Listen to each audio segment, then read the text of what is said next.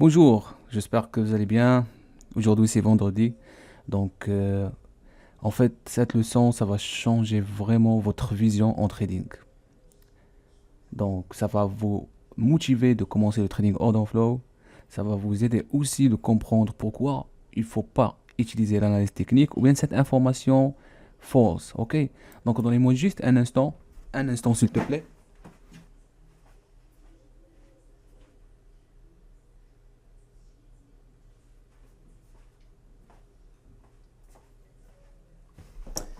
Voilà. Donc regardez avec moi s'il te plaît. Regardez. Donc maintenant, ici vous avez bougé de chandelier japonaise, ok? Ma question, pourquoi ici le marché a rejeté? À part l'indicateur Delta Scalpel, pourquoi il a rejeté? Donc, à savoir que si vous tracez une ligne de résistance ou bien une zone de résistance, il n'y a pas vraiment une zone ici. Il n'y a pas vraiment une zone de précision, d'accord? Si vous utilisez par exemple Fibonacci, vous n'allez pas obtenir 61 ici le niveau clé ou bien 38 et ainsi de suite. Non. Ici, regardez, le marché a rejeté tout simplement. Il y avait une impulsion. Ok, cassure ici, regarde. Il y avait une impulsion ici, cassure. Pam. La plupart, ils vont prendre une décision d'achat. Regardez bien la bougie, comment il est. Et à un moment donné, pam, le marché a descendu. Donc, comment vous pouvez justifier ça en analyse technique, s'il te plaît? Ok. Donc, vous pouvez toujours laisser les commentaires pour les traders qui utilisent l'analyse technique. Vous pouvez justifier ça, quel que soit votre type d'analyse, d'accord? Maintenant, je vais vous montrer pourquoi il a rejeté à ce niveau. Rappelez-vous de ça, d'accord? Donc, regardez bien, s'il te plaît, je vais vous expliquer pourquoi il faut utiliser le flux d'ordre, pourquoi il faut utiliser vraiment les softwares institutionnels. Vous voulez vraiment utiliser la logique dans le trading. C'est pas vraiment des choses artificielles. Donc regardez ici. À ce niveau-là, on a cette zone. Ça, c'est pas une zone de résistance. C'est pas une zone de demande ou bien d'offre. Regardez bien. Le marché est en train de descendre et puis il a rejeté. Pam. À ce niveau-là. OK? Donc, je lance la vidéo. Regardez. Maintenant, rappelez-vous de cette zone. Je retourne en arrière. Depuis quand? Regarde. 17h, 17h, 17h17, 17h07, 16h, 16h39 et c'est pas ici, ça c'est sequencing. Toujours, regardez l'engagement sur le footprint LMJ. Regarde. 16h14 et là, bam. C'est ici. Regardez.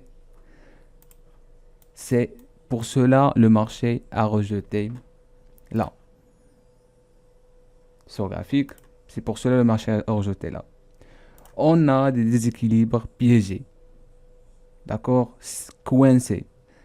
Des déséquilibres agressifs d'achat. Ils essayent d'acheter, exploser le marché, mais ils n'arrivent pas. On voit 81, 62, 128, 132, 128 multiples déséquilibres coincés sur le ask. Comment vous pouvez expliquer ça? Donc regardez. On a eu un mouvement effectivement agressif des côtés des acheteurs, Delta Scalper. Ici, on commence à voir des déséquilibres d'achat. Tout le monde excité pour acheter. 81,62 parce qu'il y avait de la demande forte. Ok. Donc, l'offre, il y avait l'offre. Mais ce qu'il faut savoir, c'est que pour les traders qui utilisent l'analyse technique, ils ne savent pas qu'il y a de l'offre. Ici, il y a de l'offre excédentaire. Ok. Vous pouvez considérer ça comme 600 contrats, soit 650 et ainsi de suite. Donc, lorsque les acheteurs excités pour acheter 81, 62, 128, le marché a accéléré rapidement. Le marché a accéléré rapidement. Regardez la contrepartie ici, 3,00002. Il n'y a pas une contrepartie qui va contraire les déséquilibres ici d'achat agressif.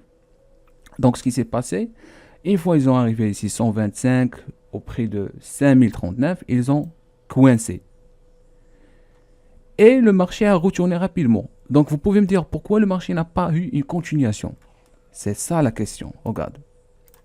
Lorsque les acheteurs ici achetaient et le marché grimpait rapidement, parce qu'il n'y avait pas de la liquidité disponible sur le bid, ok, il n'y avait pas des ordres au marché. Ça c'est la première chose.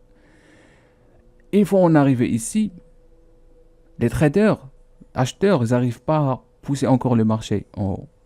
Pourquoi? Parce qu'il n'y avait pas d'élan. Ok. Troisième chose, c'est que il y avait de l'offre excédentaire. Vous ne pouvez pas voir ça ici. Vous pouvez voir tout simplement 322 déséquilibres de vente agressive. Mais pour vous expliquer rapidement la situation, parce que les ordres, ça se passe en fractions de secondes, d'accord? Enfin, même en quelques secondes rapidement.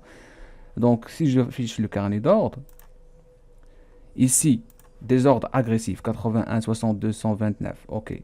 Donc, ça se tape ici, plus, ah, pardon, ah, donc voilà, plus. Et là, on arrive au final. C'est à peu près la même chose ici, d'accord? Mais par contre, ici, 0, 0, 0, ici, il y avait 0, 0, 0, 0, 0, 0, 0, d'accord? Donc, lorsque les acheteurs agressifs, ils arrivent ici, déjà, il y a eu sur le bid, pardon, le ask, c'est-à-dire les passive sellers, il y avait de l'offre excédentaire, d'accord? Première exécution de cette offre ou bien de ce passive sellers, il a exécuté, c'est pas au order market, il a exécuté directement sur la demande ou bien l'offre disponible des côtés acheteurs passifs. C'est ici. 3 contrats. D'accord? Parce que tout simplement, il n'y avait pas ici de la liquidité disponible. C'est ça ce qu'il faut savoir. Et tout cela, ça se passe en fractions de secondes, en millisecondes. D'accord? Vous ne pouvez pas voir ça à l'œil, mais c'est ça l'interprétation réelle. Pourquoi le marché a rejeté, pourquoi le marché a rejeté de ce niveau-là. Donc ici, vous ne pouvez pas justifier ça. Regarde. Là, par exemple, vous me dire, ouais, effectivement, on a une zone de résistance. Ok, j'accepte ça. J'accepte aussi ça. J'accepte aussi ça. Mais ici. D'accord? Mais regardez l'engagement de ces déséquilibres piégés. Parce que dans tous les cas, ça sert comme une zone maintenant de résistance. Puisqu'ils sont piégés, on retourne en arrière. Là, regarde. Et sert comme toujours une zone de résistance. Mais ça, vous ne pouvez pas le voir. Regarde, le marché est des acheteurs agressifs ici et là, rejection. Donc ça, c'est très important à savoir, mes chers traders. Et ça va vous aider aussi de comprendre mieux le fonctionnement du marché. D'accord? Ça, c'est ce qu'on appelle des équilibres piégés. Il y a une autre nomination en anglais. Trapped trader ou bien trapped imbalance. Ça dépend vraiment les contrats s'ils sont des déséquilibres ou bien des contrats normaux. D'accord?